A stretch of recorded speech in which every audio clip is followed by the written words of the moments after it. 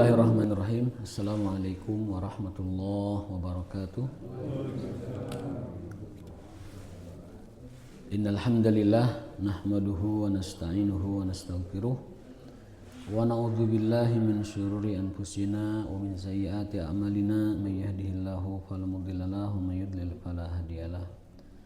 Asyhadu an la ilaha illallah wahdahu la syarikalah wa asyhadu anna Muhammadan abduhu wa rasuluh wa la nabiyya ba'dah. Allahumma shalli wa sallim ala hada nabiyil karim wa ala alihi wa ashabihi ajmain. Amma ba'du. Allahumma subhanaka la ilma lana illa ma 'allamtana wa 'allimna ma yanfa'una wa zidna ilman. Rabbana atina fid dunya hasanah wa fil akhirati hasanah wa qina adzabannar.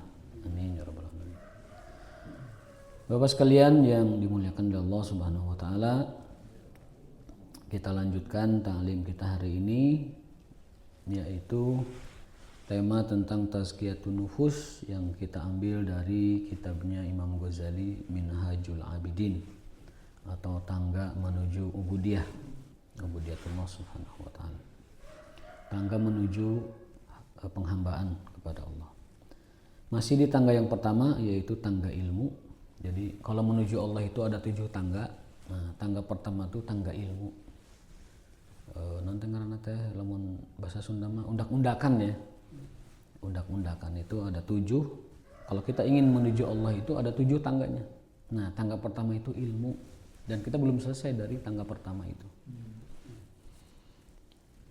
Ilmu yang dimaksud adalah ilmu tauhid.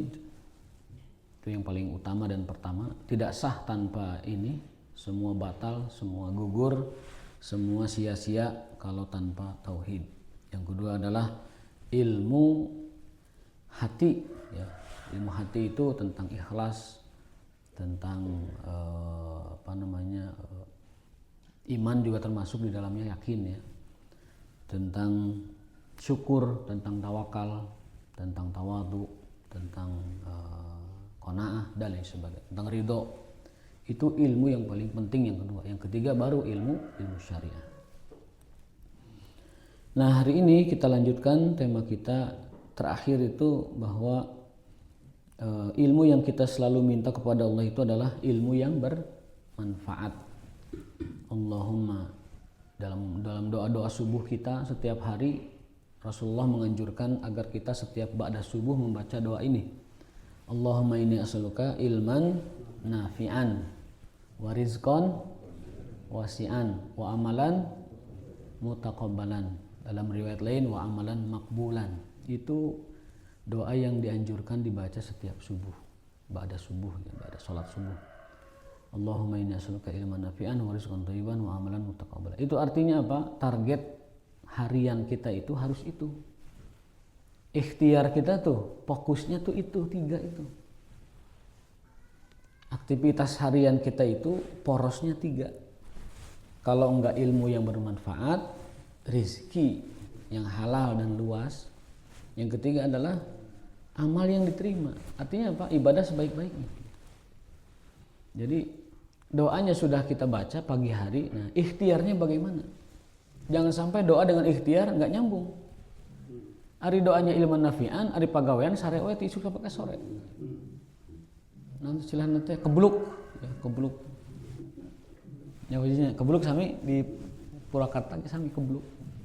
Ari doa rizqan wasi'an, ai pagawean cinukul we di masjid ngadoa. Padahal kata Nabi sallallahu alaihi wasallam, kata Umar bin Khattab, asar dari Umar bin Khattab itu, Umar tuh pernah mau nyambukin orang-orang yang waktu pagi hari hanya doa saja di masjid, enggak ikhtiar. Bawa tongkat Umar itu, ngusir orang di masjid itu, dan mengatakan bahwa sesungguhnya langit tidak pernah menurunkan hujan emas. Kesana kamu ke pasar, ikhtiar sana ke pasar.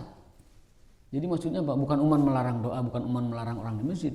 Poinnya adalah bahwa yang namanya ikhtiar itu mesti dijalani sebagai ibadah yang pertama, sebagai kewajiban karena Allah memerintahkan. Yang kedua adalah sebagai bentuk ikhtiar mengupayakan takdir yang terbaik. Yang ketiga adalah sebagai bentuk syukur. Jadi kita itu ikhtiar itu bentuk syukur. Orang yang tidak ikhtiar itu tidak syukur pada nikmat matanya, tidak syukur tentang nikmat telinganya, tidak syukur nikmat pikiran, tidak syukur nikmat badan. Punya badan sehat, punya telinga sehat, mata sehat, fisik sehat, tidak ikhtiar.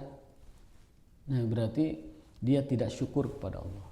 Tidak ikhtiar itu adalah bentuk lain dari kufur nikmat. Akan dimintai hisab, minta pertanggungjawaban kita ini, sehatnya bagaimana, ini pendengarannya bagaimana, penglihatan bagaimana, dipakai untuk apa? Kan itu kan ditanya ikhtiar itu. Matamu dipakai ikhtiar apa? Telingamu dipakai ikhtiar apa? Pikiranmu dipakai ikhtiar apa? Nah, kalau tidak ada ikhtiar berarti kita tidak punya jawaban di hadapan Allah SWT. Telinganya nganggur, matanya nganggur, otaknya nganggur, tidak dipakai ikhtiar. Baik ikhtiar duniawi atau ikhtiar ukhrawi. Karena orang Islam itu harus selalu antusias, bersemangat. Baik bersemangat dalam urusan dunia maupun bersemangat dalam urusan akhirat. Rasulullah SAW dalam itunya selalu memotivasi agar kita itu ikhtiar. Al-mu'minul qawi, orang mukmin yang berdaya, yang kuat, lebih Allah sukai dan Allah cintai daripada orang mukmin yang biasa-biasa saja. Dan keduanya memang baik. Mukmin biasa baik, mukmin yang kuat juga baik. Tapi Allah lebih menyukai dan lebih dicintai Allah, yaitu orang mukmin yang kuat. Nah, itu ilmu nafi, ilmu yang selalu kita minta itu ilmu yang bermanfaat. Nanti kita jelaskan apa itu ilmu nafi menurut Imam Ghazali. Rizqan wasi'an, kemudian wa amalan makbulan. Dalam doa lain, Allahumma inni a'udzubika min qalbin la yakhsha. Ya Allah, aku berlindung kepadamu dari hati yang tidak khusyuk. Wa min ilmin la yanfa'. Aku berlindung kepadamu ya Allah dari ilmu yang tidak bermanfaat. Berarti ada ilmu yang manfaat, ada ilmu yang tidak bermanfaat. Wa min, dan aku berlindung kepadamu ya Allah dari jiwa yang tidak pernah kenyang. Jiwa yang tidak pernah kenyang itu jiwa yang toma'ah, jiwa yang toma'. Kalau jiwa orang beriman itu jiwanya adalah qanaah. Apa qanaah itu? Rasa cukup. Rasa cukup. Tidak puas dengan pencapaian, tetapi ada rasa cukup ketika apa yang dia raih itu. Dan rasa cukup itu adalah puncak kebahagiaan. Puncak dari kesuksesan, puncak dari keberhasilan jiwa itu adalah rasa syukur. Kalau dilihat dari ni'amid dunia. Dalam sebuah hadis, qad aflaha man aslama wa razaqa kifafan wa ruziqa kifafan wa qanna'ahu Allahu bi kulli syai'. Sungguh beruntung orang yang hidup dalam keadaan Islam, Allah berikan kecukupan rizki, wa qanna'ahu Allah, dan Allah berikan rasa cukup dalam hatinya itu. Itu orang yang paling beruntung. Islam dapat rizki dan diberikan rasa cukup. Ya, sehingga puncak kebahagiaan itu rasa cukup. Man kana hammuhu al-akhirah, barang siapa yang pikirannya selalu akhirat. Pikirannya tuh akhirat minded, orientasinya tuh akhirat itu. Apa kata Rasulullah SAW? Man hammuhu akhirah, barang siapa yang pikirannya selalu akhirat.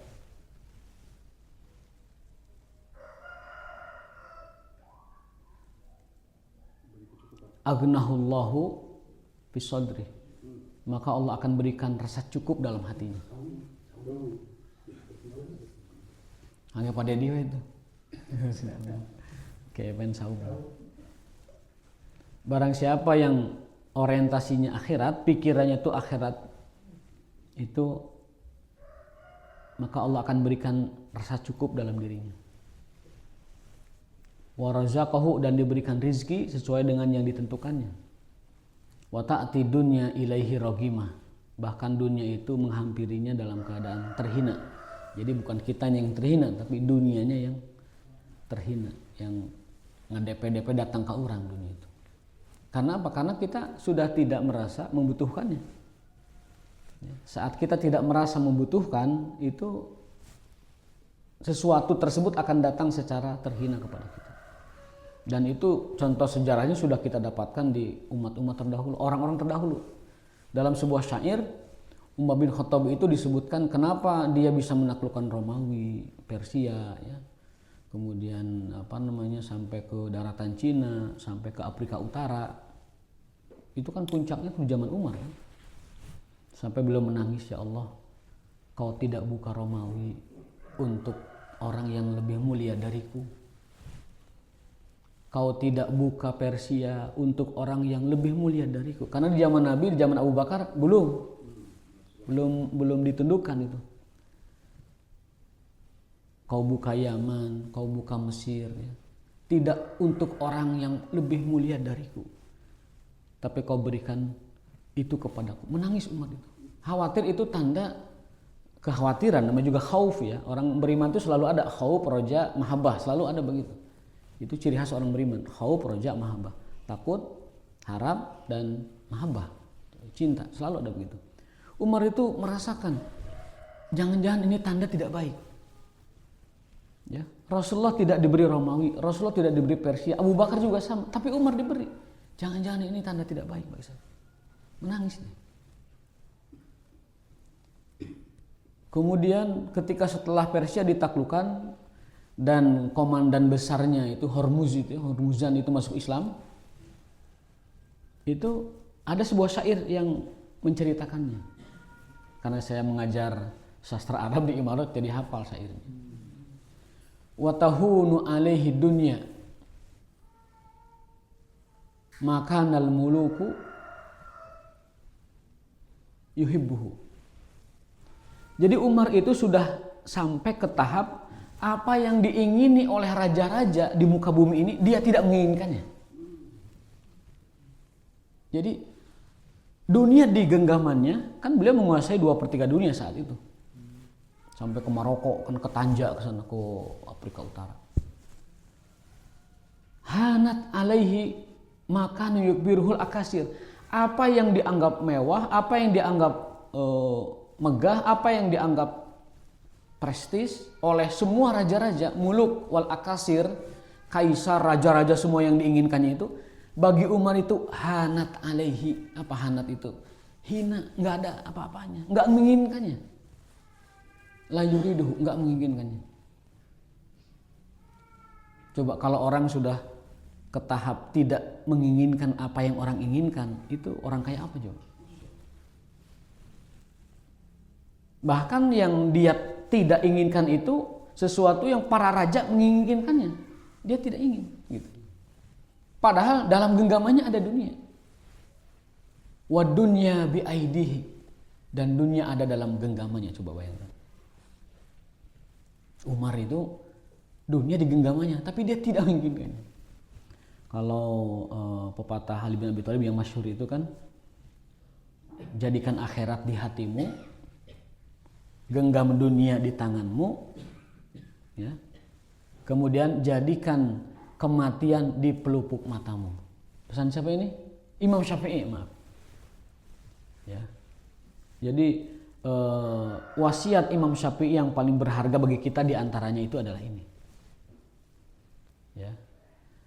Akbaru wasaya lil Imam Syafi'i, yang pertama adalah ij'alid dunya biyadaika wal akhirah fi qalbika wal maut ala ainaika. Jadikan akhirat dalam hatimu, dunia dalam tanganmu. Artinya dunia jangan sampai merusak hati itu. Dunia jangan sampai merusak hati. Gara-gara dunia yang kita pegang, hati rusak. Ya sombong, ya angkuh, ya kikir, ya meremehkan orang lain, tidak menghargai orang lain, ya. Itu kalau dunia sudah masuk ke hati. Tapi kalau dunia di tangan, ya dimanage aja dengan baik. Dikelola dengan baik, itu kecakapan tangan, kecakapan mengelola. Jangan sampai dunia itu masuk ke dalam hati. Kalau dunia sudah masuk ke hati, berantakan semua. Misi ubudiyah kita kepada Allah yang sedang kita bahas ini, 7 tangga ini, berantakan semua. Wal maut ala ainaik, dan kematian di pelupuk mata. Maksudnya apa? Apa-apa itu direm oleh kematian. Mau maksiat, aduh kumamun saya maut keur kitu. Mau berbuat dosa, aduh kumaha. Mau meninggalkan sholat, aduh gimana kalau saya lagi nggak nih sholat, mati. Mau ngambil yang haram, gimana kalau saya lagi ngeharam, mati, nggak sempat taubat. Nah itu, jadi menjadikan kematian itu di pelupuk matanya. Nggak usah pilih. Ya. Akhirat tempatnya di hati. Jangan bawa keunggulan ukhrawi dalam dalam tampilan zohir. Jatuhnya ria, jatuhnya ujub, jatuhnya sum'ah.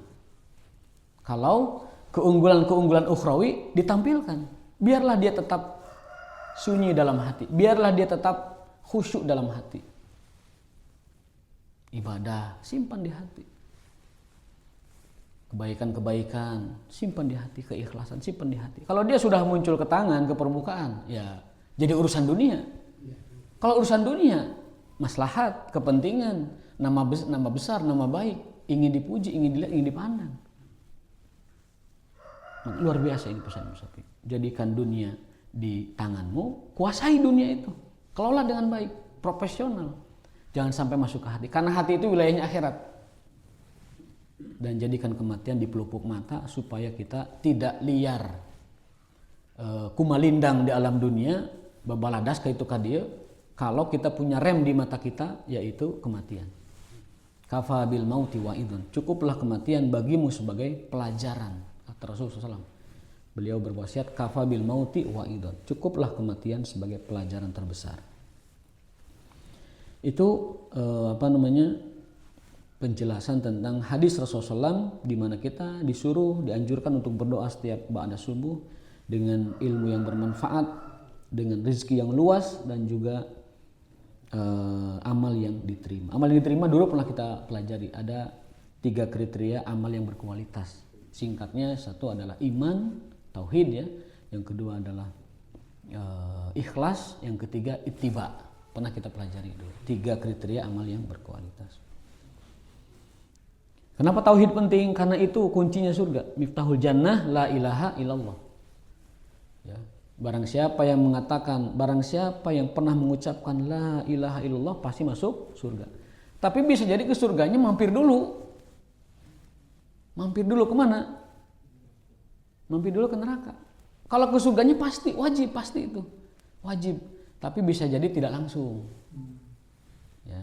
Ada yang dikenal dengan usatul mukminin, orang-orang mukmin yang ahli maksiat. Itu ada mekanisme pembersihannya dulu. Bisa jadi di dunia dibereskan dengan kifarat, dengan taubat, dengan istighfar. Ada yang kebawa mati, itu dosa-dosa. Maka dibersihkannya itu terakhir, yaitu adalah dengan dicuci. Bisa jadi diberi syafaat, tidak diapa-apain. Afa'anhu, bisa jadi dimakfu, udah tidak dianggap gitu. Jadi kita tidak boleh mempertentangkan antara hadis bahwa orang yang pernah berucap la ilaha illallah pasti surga, dengan hadis bahwa orang beriman akan terpecah 73 golongan, semuanya di neraka, satu saja di surga. Yang kita sebut dengan ahlu sunnah wal jamaah. Kan Rasul bersabda ya, orang Yahudi terpecah menjadi 72 golongan. Orang Yahudi betul 70. Orang Nasrani berpecah kepada 70 sekian golongan. Nanti orang beriman akan terpecah 73 golongan. Yahudi pecah 71, Nasrani pecah 72, orang Islam akan pecah 73 golongan. Kulluhum finnar, seluruhnya di neraka illa wahidan, kecuali satu. Siapa mereka? Sahabat bertanya. Rasul menjawab, man kanu alaihi ana wa ashabi, yaitu orang yang meniti jalanku dan jalan para sahabatku. Itulah salafus saleh. Salafus saleh itu adalah orang yang meniti jalan Rasulullah dan jalan sahabat-sahabat. Selama hidup kita di atas jalannya Rasulullah, di atas jalan para sahabat, dijamin 100% garansi selamat. Nah, terus bagaimana dong dengan hadis yang tadi semua orang beriman masuk surga? Sementara ini 73 golongan hanya satu yang masuk surga, 72-nya masuk surga. Ini tidak bisa dipertentangkan. Ya. Kesimpulannya bahwa orang beriman itu pasti masuk surga, akan tetapi ada yang mampir dulu, ada yang langsung dimaafkan, ada yang tanpa hisab. Ya. Yang tidak mau mah itu mah yang tidak menjalankan agama, gitu. Tidak menjalankan agama ya. Jadi itu tauhid. Ngomong apa penting ya, karena itu pondasinya. Yang kedua adalah ikhlas, yang ketiga adalah ittiba. Itu amalan makbula. Nah, sekarang kita fokus ke yang satu, yaitu Allahumma inni as'aluka ilman nafi'an. Ya Allah, berikan aku ilmu yang bermanfaat. Ilmu apa yang bermanfaat itu ya? Falaqad ruwiya anna Allah Ta'ala auha ila Dawud alaihi salam faqala ya Dawud ta'allamal ilman nafi'. Allah Ta'ala pernah berfirman kepada Nabi Daud alaihi salam, wahai Daud, tuntutlah ilmu yang bermanfaat. Ta'allam al-ilman nafi', tuntutlah ilmu yang bermanfaat. Di sini ada kata ta'alam. Ta'alam itu dalam bahasa Arab itu mengharuskan proses. Bukan fa'lam. Kalau fa'lam itu ketahuilah. Tapi kalau ta'alam memerlukan proses. Artinya apa? Belajarlah, tuntutlah. Lakukan prosesnya supaya dapat ilmu gitu. Kalau kata Imam Syafi'i, proses mencari ilmu itu membutuhkan 6 syarat. 6 syarat. Dalam syair beliau di kitabnya Diwanus Syafi'i, itu kumpulan syair-syair Imam Syafi'i yang luar biasa bagusnya itu. Beliau mengatakan, akhi lan tanalal ilma illa bisittatin saunabiuka tafasiluha bibayanin hirsun zakaun wa hirsun wajtihadun wa bulghatun wa suhbatu ustadin wa tuluz zamanin.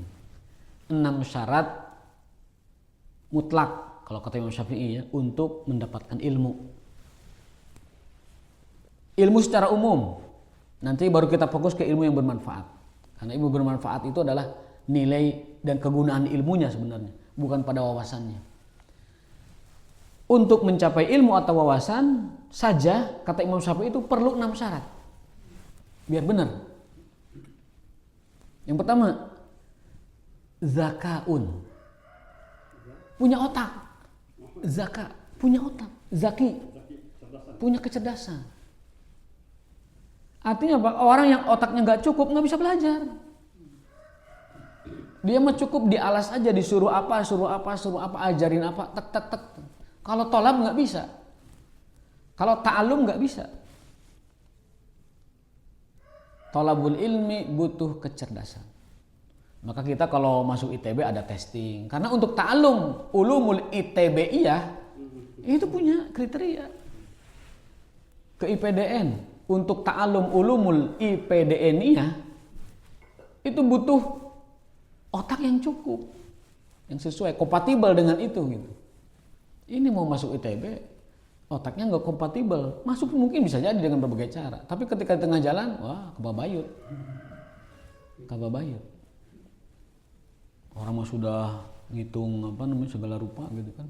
Yang rumit-rumit, nah dia masih raraban alip-alipan. Tilo kali tilo kan lewat gitu. Jadi, nah pejabat pun kalau mengejabat harus punya zakat, harus punya zaki, harus kompatibel untuk jabatan itu. Kalau enggak ya berantakan. Ya, jabatan ini latar belakangnya ini latar belakangnya ini yang beradu. Tidak. Mantap. Nah, kata Imam Syafi'i, yang pertama itu orang bisa nuntut ilmu apa saja. Yang pertama adalah syaratnya zakaun, punya otak, punya kecerdasan yang sesuai dengan apa yang dia cari. Yang kedua adalah hirsun, ada kemauan. Hirsun, haris. Laqad ja'akum rasulun min anfusikum azizun 'alaihi ma anittum harisun 'alaikum bil mu'minin. Kenapa Rasul disebut haris?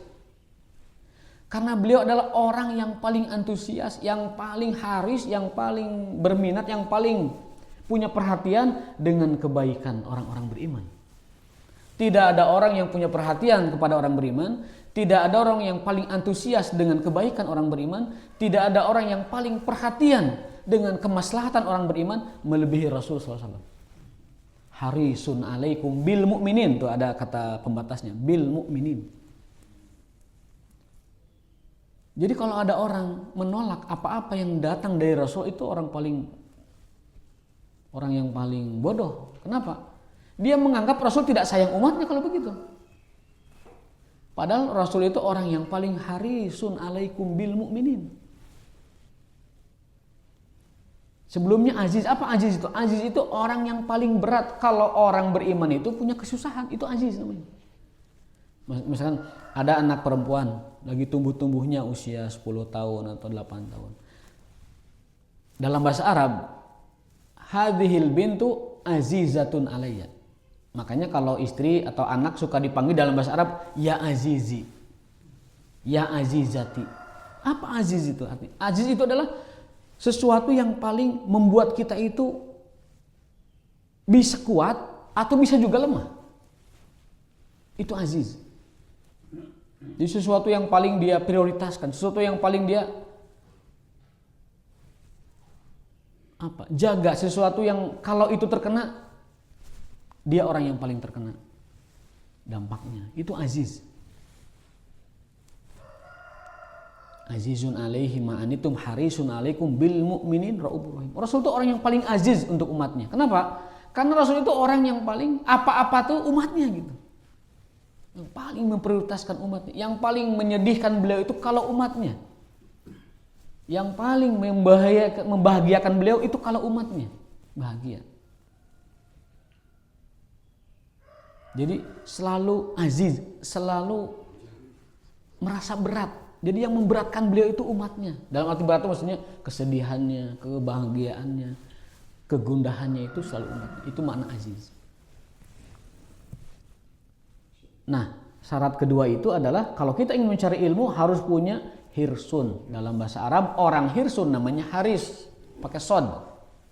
Kalau pakai sin haris, ya teman satpam. Misalkan harisul masjid, satpam masjid itu pakai sin. Tapi kalau ini sod haris, antusias, punya kemauan.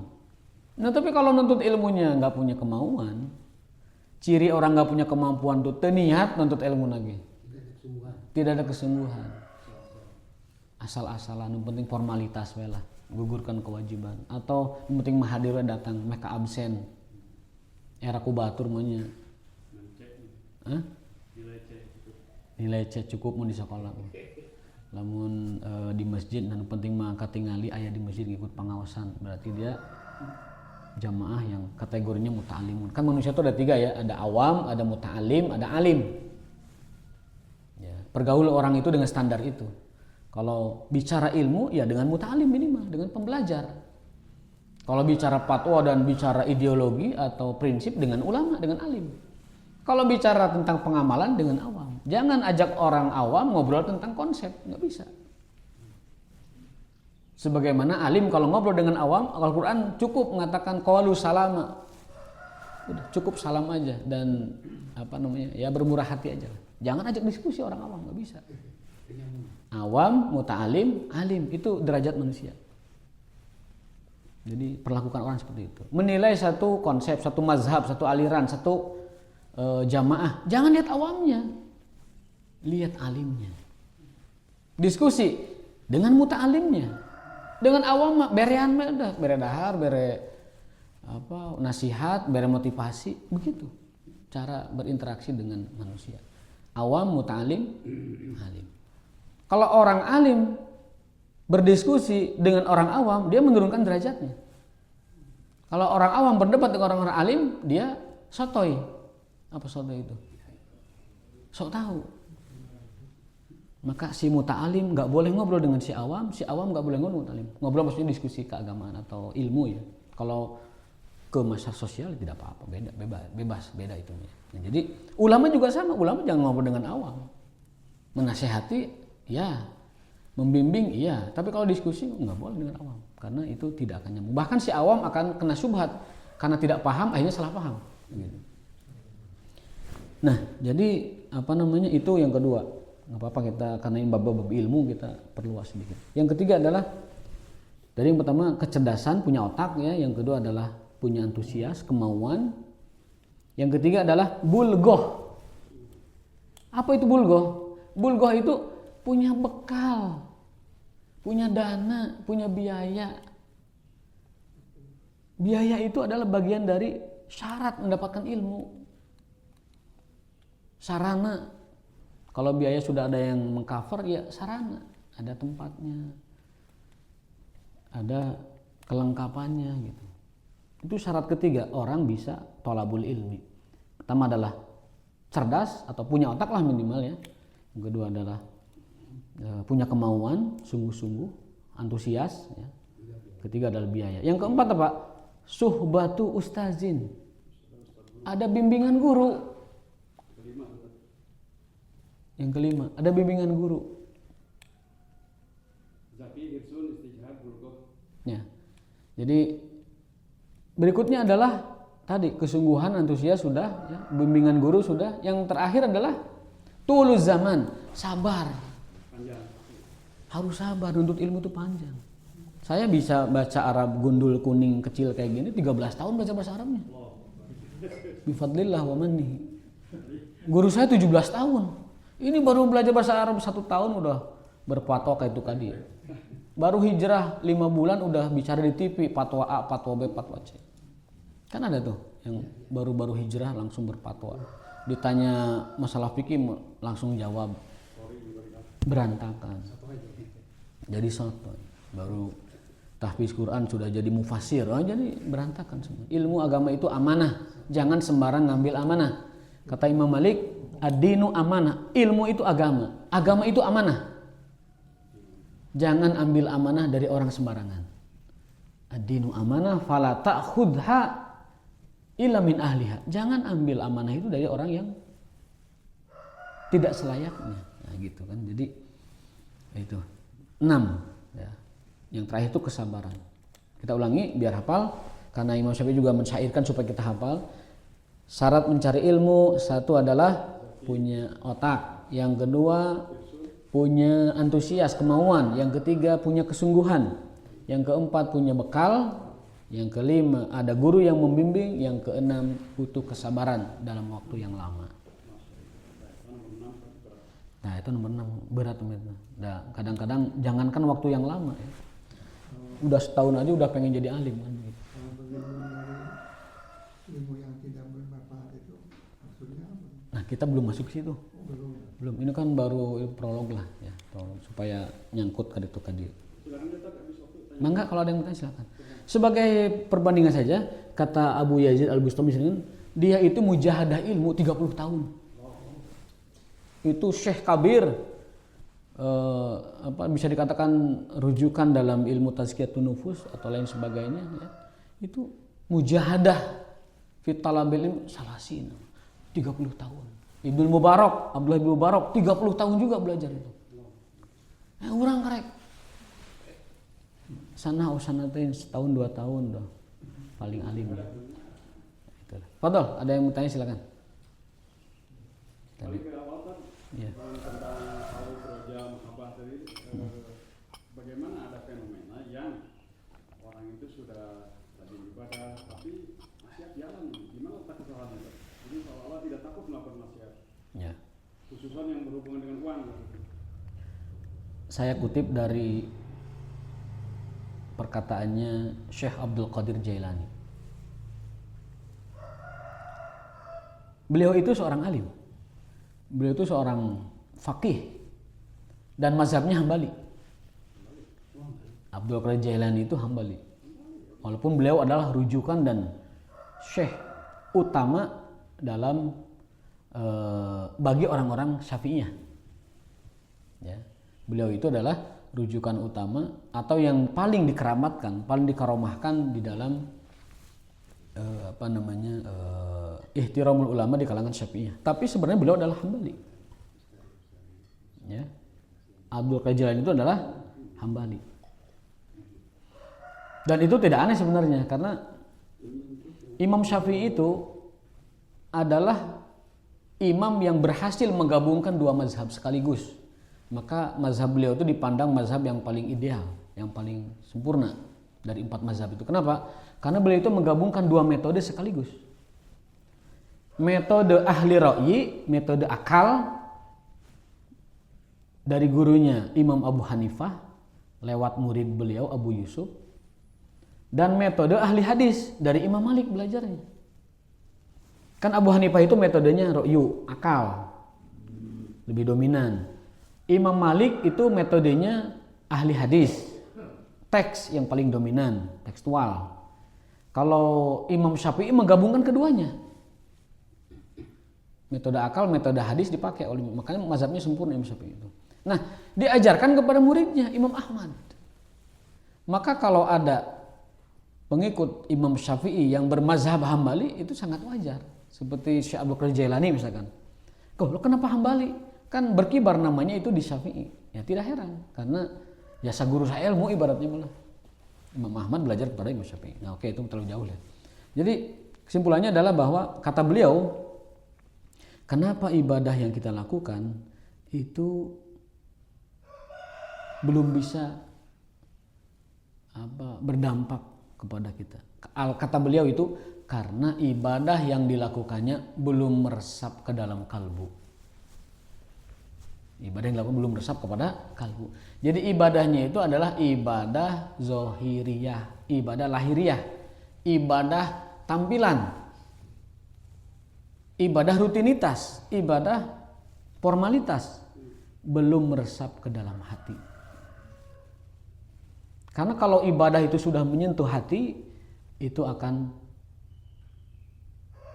merubah segalanya dan dapat melembutkan diri kita. Apa dalilnya firman Allah SWT? Alam ya'ni lilladina amanu an takhsha'a qulubuhum li dzikrillah. Allah bertanya kepada orang beriman melalui pertanyaan yang tidak langsung. Alam. Alam itu kalau dalam bahasa Arab artinya bukankah atau belumkah. Alam itu belumkah. Itu Al-Qur'an itu indah. Kalau bertanya itu tidak apakah, tidak, tapi dengan nada yang lembut. Afala yanzuruna ilal ibili kaifa khuliqat, tidakkah kau melihat bagaimana unta diciptakan? Ini sopan sekali Quran itu. Wa ilal jibali kaifa nusibat, tidakkah kau melihat bagaimana gunung itu dipancangkan, bagaimana langit ditegakkan, bagaimana bumi dihamparkan? Itu afala.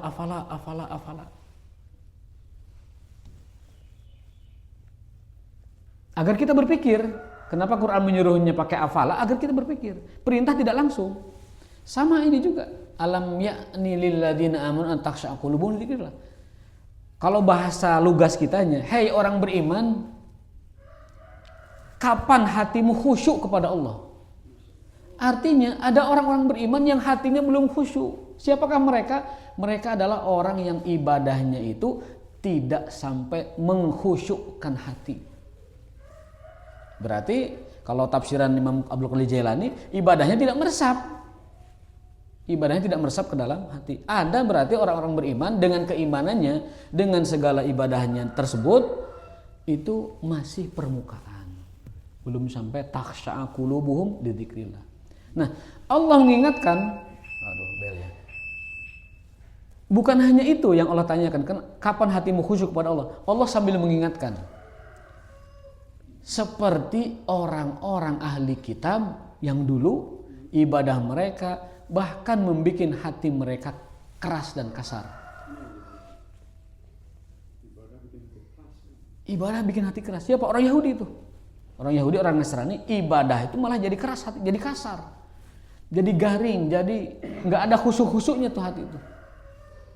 Contoh yang paling utama, contoh yang paling nampak, dulu di zaman Bani Israel, orang yang paling mengeksploitasi potensi umat dengan riba itu para rahib, ruhbanan kisis. Ruhban itu para pendeta. Orang yang paling mengeruk keuntungan di masyarakat dengan rentenir yang luar biasa, berlipat-lipat itu siapa? Para rahibnya. Dan mereka harus menjaga bisnis renten itu, bikin ayatnya buatan mereka sendiri. Dibuat itu sistemnya pakai ayat itu. Dan wa yaquluna hadza min indillah, ini ayat Allah. Wa ma huwa min indillah. Allah berlepas tangan. Bukan, itu bukan ayatku. Itu ayat kalian. Makanya semua agama rusak oleh pendeta-pendeta Yahudi. Semua agama rusak oleh Yahudi. Karena dirubah itu ayatnya. Jahatnya luar biasa. Nah itu jadi Allah bukan hanya menyuruh kita khusyuk, tetapi juga sembari menegur lewat kisah bahwa orang-orang ahli kitab dulu zaman Bani Israel, mereka ahli ibadah, mereka ahli ilmu, tetapi bahkan itu qasat qulubuhum, mengeraskan hati mereka dan mengkasarkannya. Nauzubillah. Jadi supaya ibadah kita berdampak kepada hati dan kepada perilaku, kepada sikap, kepada mindset, kepada pemikiran dan lain sebagainya. Jawaban Quran itu khusyukkan hati kita. Artinya apa? Dalami ibadah sebaik-baiknya. Meresap itu awalnya dari ilmu, pahami ibadahnya, pahami ilmunya, baru selain lain-lainnya itu. Baik ilmu kalbunya tadi tentang ikhlasnya diperbaharui lagi ikhlasnya. Udah ikhlas belum ibadah kita atau ingin tampak aja bagi orang? Ilmunya, kemudian ketawaduan dalam ibadah dan lain sebagainya. Baik. Insyaallah nanti pertemuan berikutnya kita lanjut ilmu nafi, karena tadi baru kebahas ilmunya saja ya, tentang syarat mencari ilmu. Pertemuan berikutnya kita akan bahas tentang ilmu yang bermanfaat itu seperti apa dan yang tidak bermanfaat seperti apa. Qulu qouli hadza wa astaghfirullah li wa lakum. Hadanallahu yakum ajmain. Subhanakallahumma wa bihamdika asyhadu an la ilaha illa anta astaghfiruka wa atubu ilaik. Assalamualaikum warahmatullahi wabarakatuh.